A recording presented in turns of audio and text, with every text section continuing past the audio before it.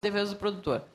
Eu agora, como aqui, fazendo um papel do questionamento, o argumento que o setor de seguros, e talvez do banco que financia uma máquina, dependendo do valor, é claro, é da questão da segurança. Não vamos falar mais do problema do acidente, vamos falar do patrimônio, do bem que foi comprado. Se for roubado esse bem, qual seria a forma de o agricultor ter proteção de ele não ter um prejuízo total desse bem que ele comprou e que é roubado? Então, eu queria apenas jogar isso como uma provocação para ver o argumento das companhias seguradoras que trazem aqui esse problema, porque mesmo aqui no Sul, em outros lugares, o roubo de insumos agrícolas, quando a polícia aperta na cidade, o ladrão espirra para o interior. Foi o sistema roubo nas caixas de banco, foi o roubo das propriedades rurais, levando adubo, levando máquina, levando tudo que tinha dentro. Então, organizaram quadrilhas para roubar esses produtos agropecuários de modo geral. Então, esse é o questionamento, até porque é um advogado, doutor Augusto César de Andrade, essa proteção para ele do ponto de vista da segurança da segurança do bem, do patrimônio, não do acidente, do emplacamento em si, mas da questão da segurança para efeito de seguro, eventualmente. Nós entendemos o seguinte: o seguro, ele pode necessitar de alguma somatória, né, de informação dessa origem da propriedade, do equipamento, mas hoje as seguradoras já fazem seguro das máquinas.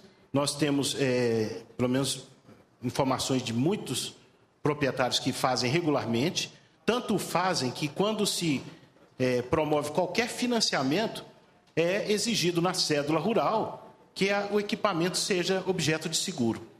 E a proposta que saiu na última medida provisória, que saiu do deputado Luiz Carlos Reis, era no sentido de criar um cadastro único.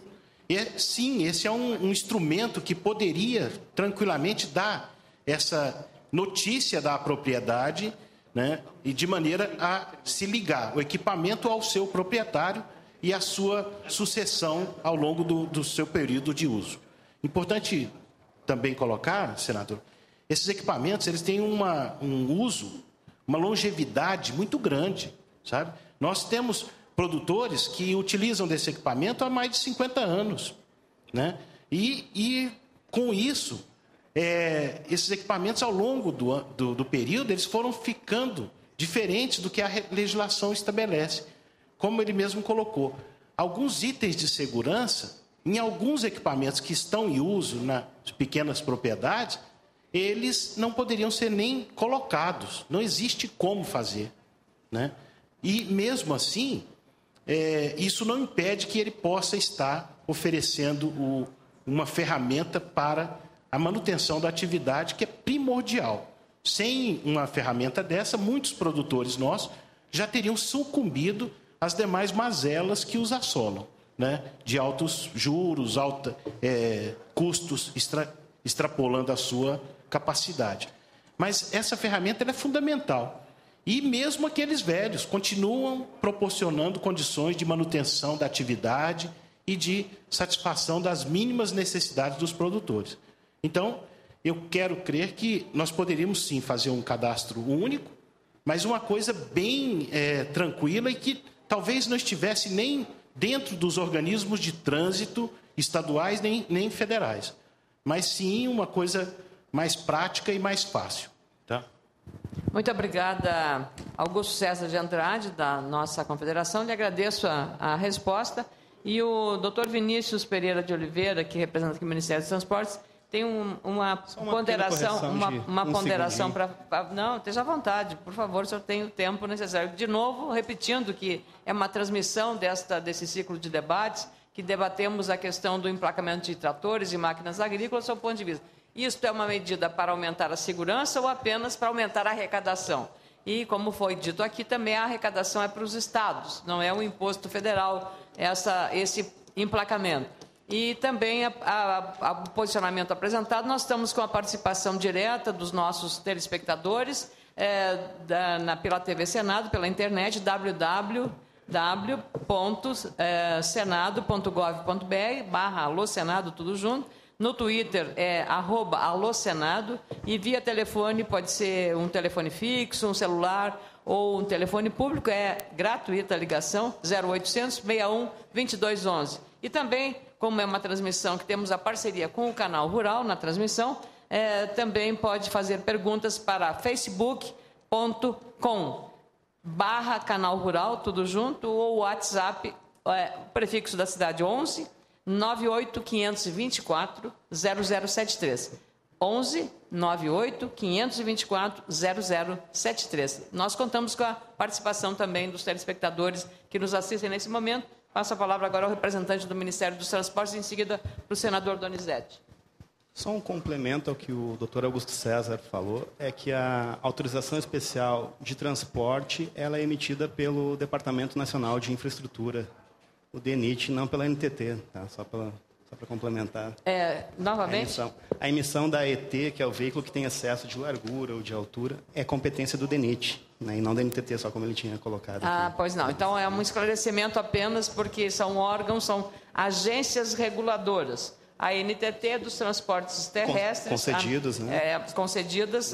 Então, esse é uma área... E a outra área do DENIT. Essa infraestrutura de transportes. E essa é a responsabilidade do DENIT. Isso, os excessos de largura, quando tem que ser... A medição, o tamanho... Isso, quando precisa de uma autorização especial, é o DENIT que vai emitir. O DENIT que emite. Bom, aí, veja só... Para transitar. Né? Para transitar. E aí também o usuário, o proprietário de um veículo precisa saber dessa estrutura que é muito grande, né? A NTT, DENIT, onde está, qual é o endereço certo que ele tem que bater a porta para não errar. Então agradeço muito, doutor Vinícius, pelo esclarecimento.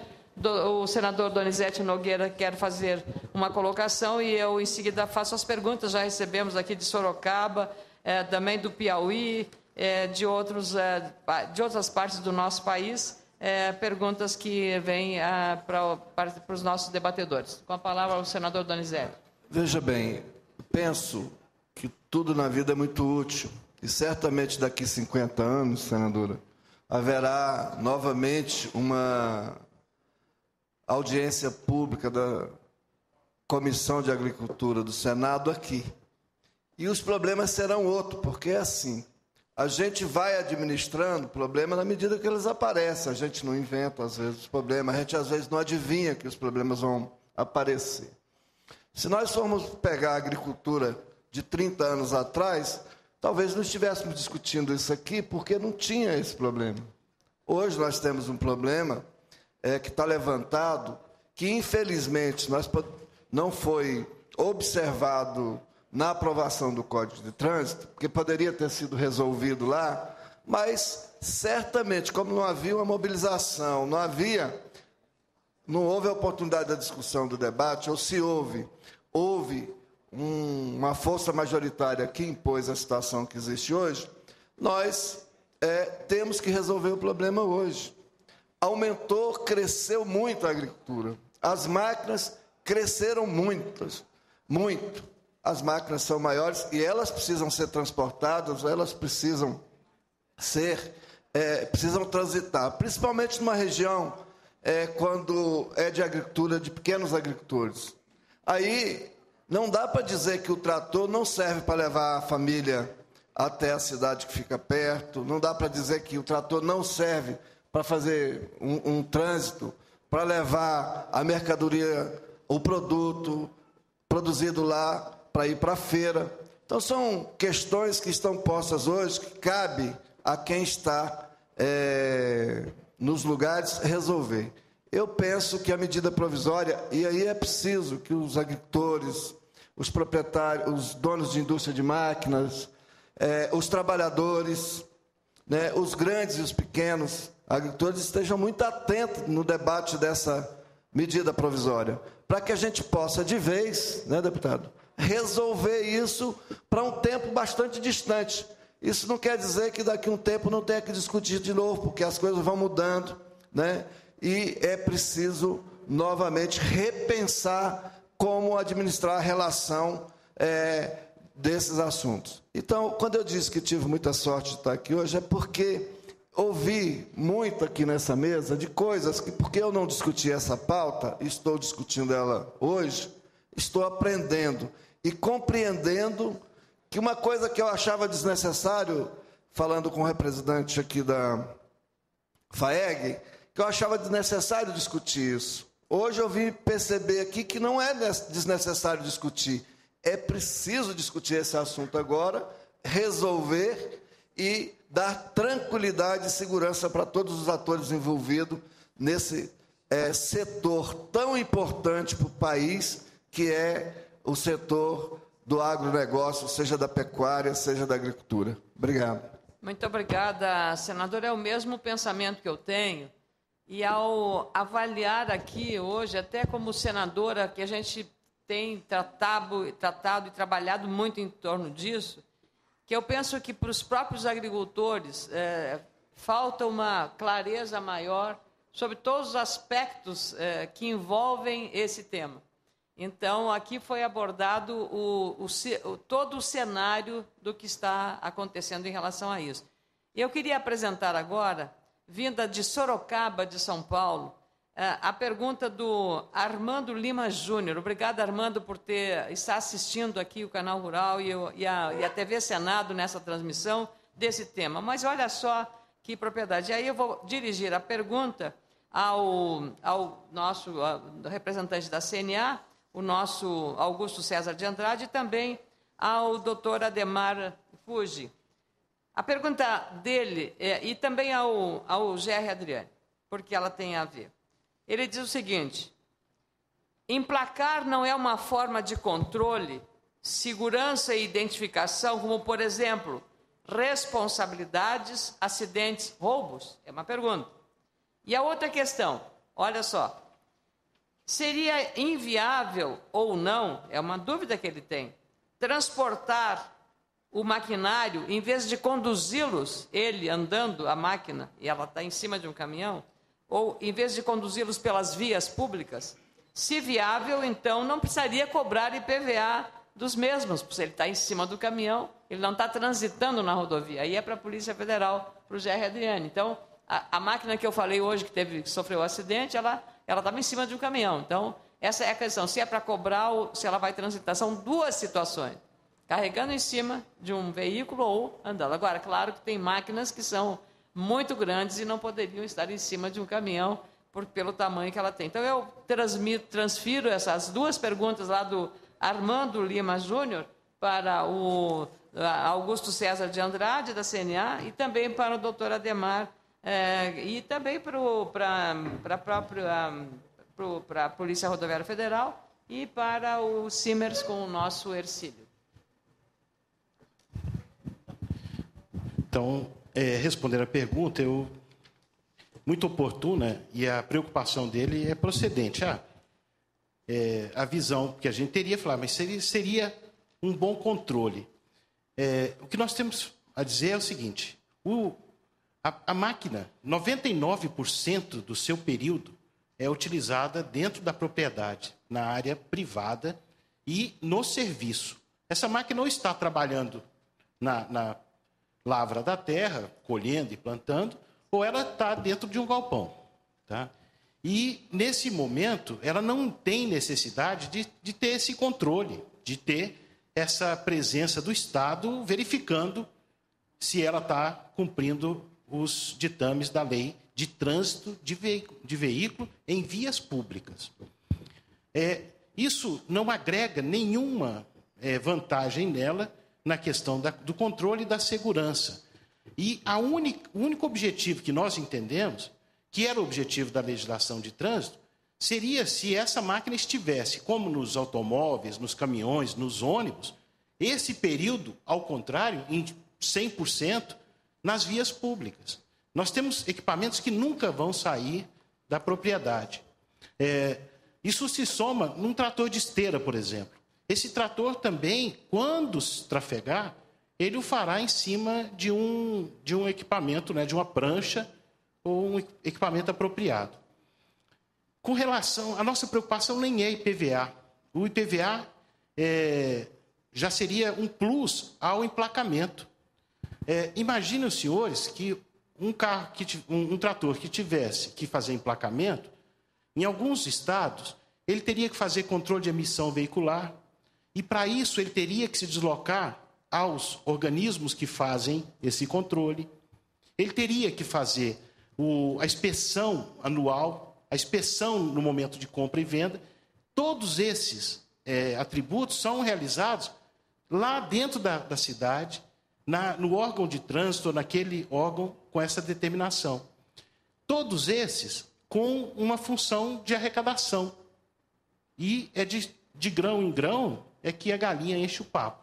E aí o produtor estaria com essa obrigação de pagar esses tributos. E nem pensem dizer que o produtor está querendo fugir totalmente dos produtos de imposto, porque ao adquirir esse trator, ele já é pago 27% do valor do trator é imposto. Então, e isso ninguém está discutindo nesse momento. O que nós estamos discutindo é agregar novos impostos, agregar novas obrigações, com um emplacamento que, ao nosso ver, é uma questão totalmente esdrúxula para o que nós entendemos não ser um veículo de transporte irregular, mas sim um equipamento de trabalho interno da propriedade rural. Muito obrigada. Eu queria só, antes de passar para o Ercílio e para o Gerry Adriani, o deputado Luiz Carlos Reis queria fazer uma manifestação em torno dessa questão agora que os nossos telespectadores estão mandando muitas perguntas muito interessantes sobre o tema. Bem, só para encerrar, eu tenho um compromisso pela frente, cumprimentar mais uma vez a senadora Ana Amélia pela audiência, Canal Rural e TV Senado, e aos produtores que estão aqui presentes ainda até essa hora e quem está nos assistindo através do Canal Rural ou da TV Senado. O que nós estamos trabalhando, e temos que tirar de vez essa questão do imposto, né? E o cadastro nacional, que vai servir, viu, Gerry, para a Polícia Rodoviária, né, estadual, federal, ou para os órgãos de controle. Aqui está o Júlio, do Sindicato Rural, presidente do sindicato. Aqui está a INC, também presidente de outros sindicatos, trabalhadores rurais, sindicato patronal. Nós temos que usar um cadastro, isso aí ajustar, e é fácil de fazer, né, quando a máquina sai, digamos, da revenda, acerta e faz o cadastro. É isso que a gente quer fazer. Vamos simplificar, acabar com esse negócio. Agora, terá que também ter, viu, Gerry, de uma certa forma, sobre a segurança que vocês falam aqui, para nós também interessa. Nós somos produtores e aqui, através, novamente, dos sindicatos, das cooperativas, da Emater, dos órgãos, fazer um tipo de esclarecimento e fazer com que os produtores, aqui está o Verle, que é prefeito, né, Verle, é produtor rural, lá na Pirapó, né, e também, imagina, tem trator na estrada lá, né, Verle? Então, isso aí nós temos que acertar, e as entidades de classe, as nossas entidades, são parceiras, né, Júlio, para poder esclarecer aos nossos produtores a forma de andar, até para dar mais segurança para ele, produtor, e, logicamente, para quem anda de automóvel nas estradas. O grande problema são as pequenas propriedades, em que, nas regiões de grande propriedade, pouco trator, pouca coletadeira você vê. Então, o pequeno produtor, que ele tem 5 hectares aqui, 2 lá, 3 lá, 10 lá, aí ele sai daqui para levar plantadeira para lá, e vai plantar, e vai colher, e com a reboque dele que ele está andando. É isso que anda, né? Então, o que a gente tem que fazer é esta simplificação, e a lei, na próxima semana, com auxílio da Comissão de Agricultura do Senado, da Comissão de Agricultura da Câmara e da Frente Parlamentar da Agricultura, né, da Câmara e do Senado, nós vamos ajustar esta lei e pode ficar mais tranquilos, que eu acho que esse assunto nós vamos limpar a pauta na semana que vem com a nova redação. E é importante, viu, Augusto, que você, nesses detalhes aí, dessa legislação que você conhece melhor do que a gente possa dizer o que nós vamos fazer, né, e nos assessore lá na próxima semana. Já te pedi que nos mande, né, algum detalhamento para que a gente possa tomar cuidado. Até a questão da condução, Gerry, viu? Da condução dessas máquinas no asfalto. Lá na fronteira, onde a gente mora, o pessoal que colhe arroz, a colheitadeira tem dificuldade, ele tem que andar em cima de uma prancha, a prancha também não sei o quê. Então, aí é um problema, e com os teus colegas da Polícia Rodoviária Federal, nós temos que ajustar essas questões para poder simplificar e fazer com que não onere mais o produtor, mas tenha segurança igual, né, para os nossos usuários das nossas estradas. Obrigado, um abraço a vocês. Obrigada, deputado Luiz Carlos Reis, pela colaboração. Eu penso que esse é o caminho, que é exatamente a questão da regulamentação. Então, quero ouvir rapidamente o Gerry e o Hilário. O Hilário, o Hercílio, desculpa, o Hercílio e depois o doutor Ademar, rapidamente. Na verdade, essa é uma questão que nós estamos tratando aqui hoje importante porque ela tem diferentes dimensões, né? Ela não se restringe apenas a uma dimensão no tempo, no momento, no movimento. Ela tem a dimensão da questão da propriedade, o direito da propriedade preservado integralmente, inclusive pelas autoridades no que se refere à ação de meliantes, de bandidos sobre o patrimônio alheio. Tem a dimensão da segurança de si que conduz e de quem está também no momento no tráfego numa via pública. Tem dimensões que se referem à capacidade do Estado de arrecadar sobre esses fatos geradores e tal. Então, nós temos muitas dimensões nessa questão tratada aqui. Tentando reduzir isso, ninguém, do ponto de vista, pelo menos do setor, no Rio Grande do Sul, de máquinas e implementos agrícolas, ninguém está contra a questão da segurança, do tráfico, isso e aquilo. Naturalmente, não. O que se teme é que se possa, através dessas ações, ou em nome disso, criar-se oportunidade para gerar mais custo para o agricultor. Isto é o ponto relevante que precisa ser colocado nitidamente. Inclusive, pelo próprio tema trazido aqui a essa tarde, no que se refere à questão do emplacamento. Com relação à intervenção do cidadão através das redes sociais, que a senadora nos apresenta, a questão de conduzir uma máquina sobre o lombo de um caminhão, de uma prancha, etc., na verdade, isso é uma situação até muito peculiar. Na maioria das vezes, e o doutor Gerry pode certamente reportar melhor sobre isso, a questão é quando você tem pequenas travessias, é quando você tem pequenos movimentos ao longo da via pública. Esse é o ponto que eu acho que é mais nevrálgico para a gente se preocupar e se deitar sobre ele. Imaginemos um agricultor que tem a sua lavoura de um lado e de outro da mesma faixa, da mesma rodovia, né? Eu acho que é ali que é o problema. Esse é que é o ponto. Então, criar um mecanismo de segurança que tenha em conta esses momentos críticos, né? E, para isso, certamente, não se precisaria de outras coisas a não ser informações precisas de estatística, de tempos em movimento, talvez estabelecer esses momentos que se possa fazer a transposição de um lado a outro da via, coisas desse tipo. Então, eu acho que é importante destacar isso. O Sindicato da Indústria de Máquinas e Implementos Agrícolas é claro com relação a qualquer ônus que se estabeleça sobre o agricultor, tendo em vista manutenção de cadastro, licenciamento, emplacamento, etc. Obrigado. Com relação às questões de segurança, estamos absolutamente de acordo com que elas sejam impostas na medida da necessidade. Obrigada, Hercílio. Bom, em relação ao que o deputado Luiz Carlos Reis havia falado, dois tópicos rapidamente, com relação à orientação aos motoristas que conduzem máquinas agrícolas, desde já a Polícia Rodoviária Federal se coloca à disposição, nós temos especialistas que trabalham só com palestras, com orientações, então pode-se organizar um evento lá, a Polícia Rodoviária Federal estará lá. Nós temos aqui da região de Não Me Toque, a região de Sarandi, Carazinho, Passo Fundo, nós temos os representantes, temos os colegas que estão ali da região, agradecemos a presença deles, e que podem auxiliar nesse processo, isso é muito importante.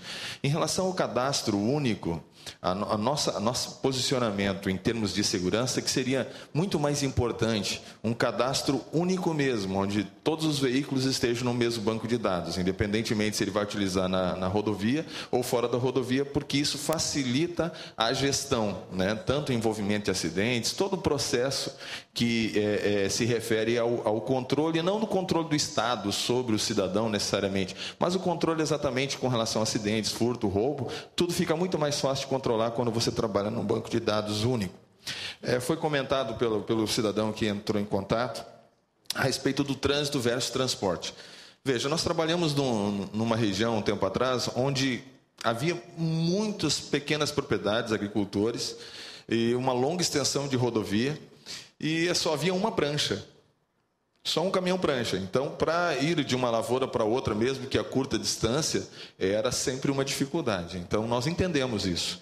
De outro lado, nós temos os demais condutores dos veículos pequenos, veículos emplacados, que também se preocupam em transitar no mesmo ambiente com máquinas agrícolas, que não têm os mesmos requisitos de segurança para um trânsito regular. Então, lógico que sempre que possível, nós temos que adotar esses critérios de segurança. Então, se trabalhando uma regulamentação para organizar os horários e esse bom contato, com certeza isso vai ficar muito mais fácil para que o trânsito, quando necessário, ocorra com segurança.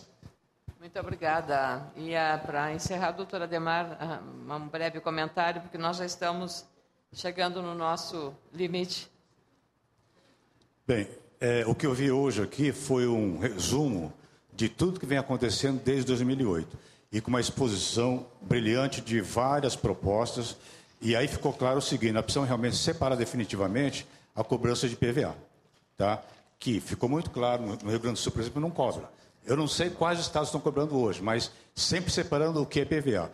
E a questão de registro e emplacamento. O Banco de Dados Nacional é essencial na questão de acidentes, na questão de roubo, na questão de recuperação, de adulteração, porque nós temos várias outras frentes. De comércio de peças usadas, também vem crescendo muito. Comércio de peças usadas, estou falando, irregular, que é o desmanche irregular. Tá certo? Então, eu acho que é importante separar o que é o tipo, a categoria do equipamento, que hoje, quando você emplaca um trator que circula na via, geralmente é uma retroescavadeira, trator de roda. Ele é obrigado, pelo CTB, a instalar os dispositivos de segurança, que é espelho, seta, certo? Farol. E isso parece que não, mas ao cruzar essa via no final da tarde, hoje o Jair está sinalizando que sim, faz uma diferença brutal.